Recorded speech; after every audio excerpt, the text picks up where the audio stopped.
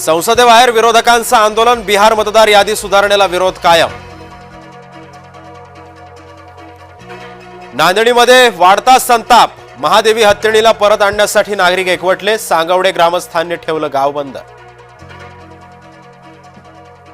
मुलाला वाचवायला वडील आले पुढे, रामदास कदमांनी ऑर्केस्ट्राचा परवाना पोलिसांकडे परत केला, सावलीबार वादामध्ये मोठी घडामोड। सतेज पाटलांना दणका, कोल्हापूर काँग्रेस खिळखिळी, दिवंगत पीएन पाटलांची दोन्ही मुलं राष्ट्रवादीमध्ये। मोदींनी डोळे वटारले, अमेरिका नरमली, भारतावरील 25% आयात शुल्क लांबणीवर।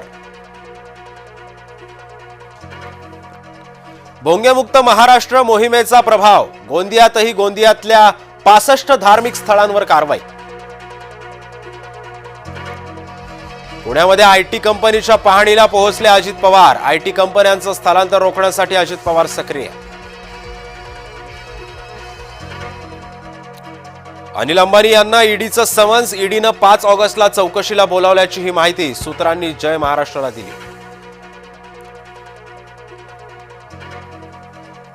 विधिमंडळात रमी खेळणाऱ्याला क्रीडा मंत्री बनवलं, महायुतीमध्ये सरकारमध्ये अजब बदल, गुरुवारी रात्री कोकाटेंचं खातं बदलण्यात आलं।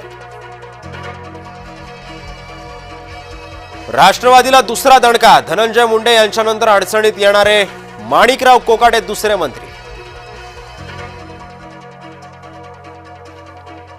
प्रसाद पुरोहितांना कुणी फसवलं, तपशील आला पुढे, आरडीएक्स पेरण्याची कहाणी काय, फक्त जय महाराष्ट्र न्यूजवर।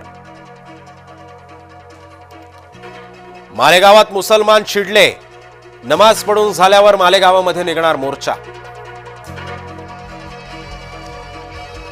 छत्रपती संभाजीनगर परभणी रेल्वे महामार्ग दुहेरी होणार, मोदी सरकारचं मराठवाड्याला गिफ्ट।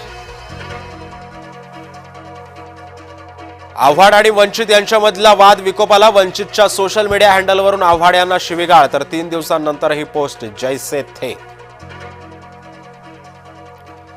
केंद्रीय परिवहन मंत्री गडकरी यांना आज पुण्यामध्ये टिळक राष्ट्रीय सन्मान, गडकरी यांच्या कार्याचा गौरव। मासेमारीला समुद्रात उतरणार मच्छीमार, इंग्रजी कॅलेंडरनुसार 1 ऑगस्ट पासून कोकणामध्ये मासेमारीला होणार सुरुवात। लोकमान्य बाळ गंगाधर टिळक आणि अण्णाभाऊ साठे यांना अभिवादन, आज 2 राष्ट्रपुरुषांना अभिवादन करण्याचा संयुक्त योग।